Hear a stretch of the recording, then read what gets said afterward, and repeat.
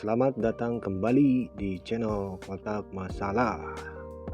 Pada video kali ini saya akan membahas partai catur, di mana partai ini berlangsung pada tahun 1899 antara Immanuel Lasker versus Muirhead. Dan teman-teman di sini akan melihat permainan gambit raja dari Immanuel Lasker. Langsung saja kita ke permainan. Lasker membuka permainan dengan pion E4. Muirhead membalas pion E5. Pion F4. King's Gambit. Kita menolak gambit dari putih dengan gajah ke C5. Mengancam kuda. Kuda mengancam pion. Pion hitam diancam 2 kali. Hitam kuda balik mengancam pion. Pion kali pion. Kuda makan pion. Dan sekaligus ancaman seter benteng. Atau juga bisa skak dengan gajah hitam. Petak F2. Tentunya putih tidak akan tinggal diam. Dengan pion mengusir gajah. Gajah E7 dan gajah mengancam kuda. Pion melindungi kuda. Putih N pasan dengan makan pion. Pastinya kuda tidak mau mati begitu saja dengan kuda makan pion. Putih rokade pendek. Hitam pun membalas dengan hal yang sama. Posisi putih di sini sedikit lebih unggul ya teman-teman, dengan perwira yang sudah aktif. Putih pion melindungi pion. Karena gajah putih di sini cukup berbahaya. Hitam mengajak mengadu gajah. Penawaran diterima. Gajah kali gajah. Kuda kali gajah. Dan menteri mengancam gajah. Kuda mengadu kuda. Namun putih di sini kuda mengawal kuda. Hitam mulai mengembangkan kuda ke D7. Setelah kuda ke E4, barulah kuda makan kuda dan sekaligus skak. Putih tidak memakan dengan menteri, melainkan benteng kali kuda. Di sini putih dengan maksud benteng lari ke H3 dan nantinya akan meneror dari pertahanan Raja Hitam di petak H7. Hitam benteng D8. Kalau kita perhatikan di sini langkah benteng sangat tidak efisien, karena di sini akan memperlambat tempo dari hitam, di mana putih sudah mengembangkan perwira-perwiranya.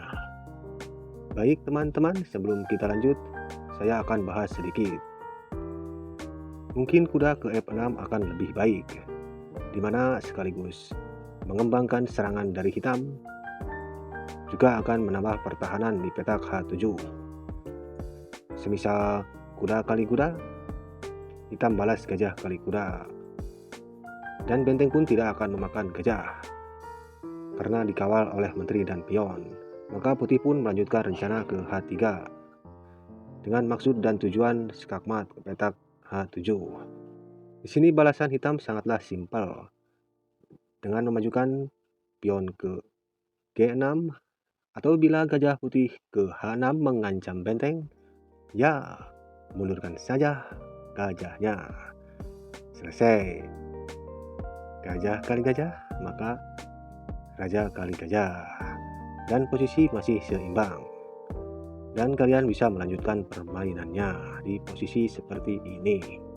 Kemungkinan ini akan remis ya sobat kotak masalah.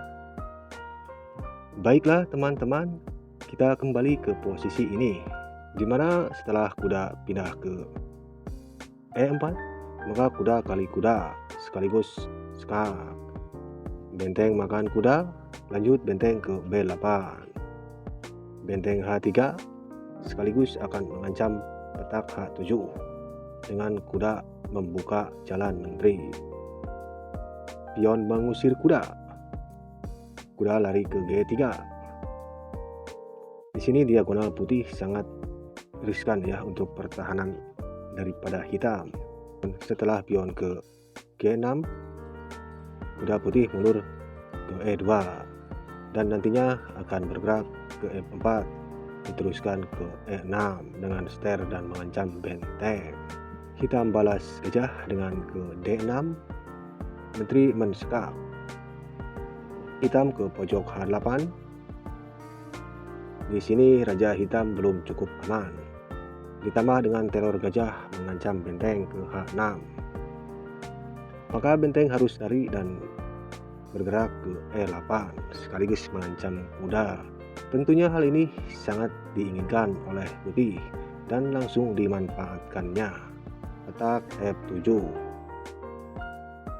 Dengan nantinya menteri akan skakmat ke G7. Kita coba lihat di sini bagaimana seharusnya hitam melindungi raja. Bila benteng ster, maka gajah putih skakmat ke G7. Dan juga jika menteri seter, hal yang sama, gajah ke petak G7 skakmat.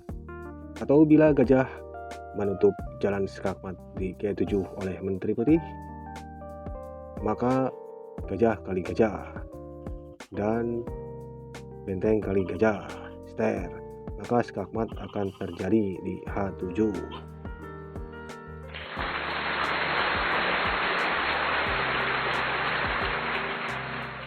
Langkah terbaik hitam adalah dengan benteng ke G8. Itulah yang dilakukan oleh Moorhead.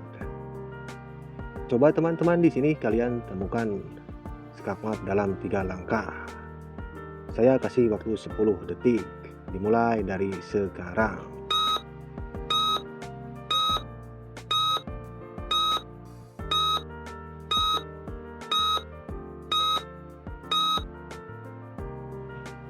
Oke, cukup teman-teman.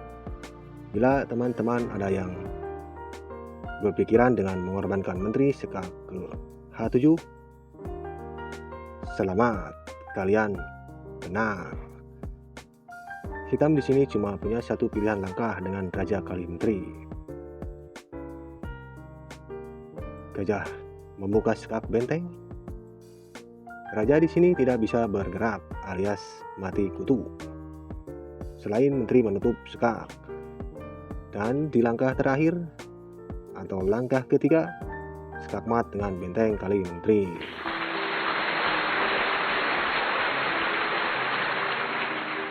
Dan itulah skakmat yang cukup indah dari Emanuel Lasker. Teman-teman boleh mempraktekannya di permainan nyata. Demikianlah video saya kali ini. Semoga bisa menginspirasi. Dan tidak ada salahnya jika kalian mensubscribe dan dinyalakan loncengnya untuk video-video terbaru dari Kotak Masalah. Bila ada salah-salah kata, mohon dimaafkan. Dan salam para pencinta catur. Terima kasih.